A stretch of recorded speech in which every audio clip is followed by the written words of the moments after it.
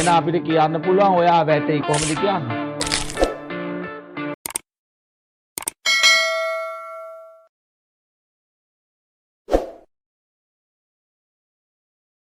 පාඩම තමා ෆෝල්. මේකේ ෆෝල් කියන්නේ සිංහලෙන් වැටෙනවානේ. තමිලාලෙන්න මීනින් විලිදල් නේ වැටෙනවා. මේකෙන් අපි සාමාන්‍ය වාක්‍ය කියන්න පුතා විල් එක්කලා. කාත් එක්කද විල් වාක්‍ය කියන්නේ? විල් එක්කලා. එන අපිට කියන්න පුළුවන් ඔයා වැටෙයි කොහොමද කියන්නේ? You will fall. ඔයා වැටෙයි කියලා කියන්නේ කොහොමද? You will fall. බබා වැටෙයි නම් the baby will fall. The baby will fall.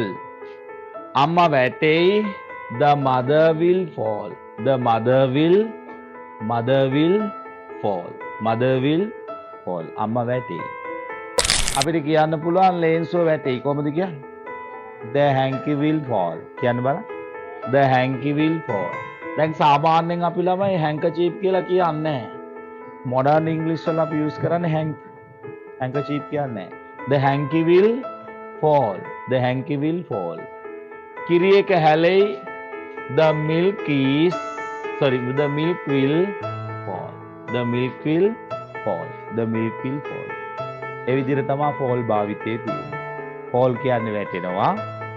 Tamil අර්ථම විලිදල්. එහෙනම් මේ විදිහට වාට වාක්‍ය ලියන්න පුළුවන්. right? okay දාගන්න.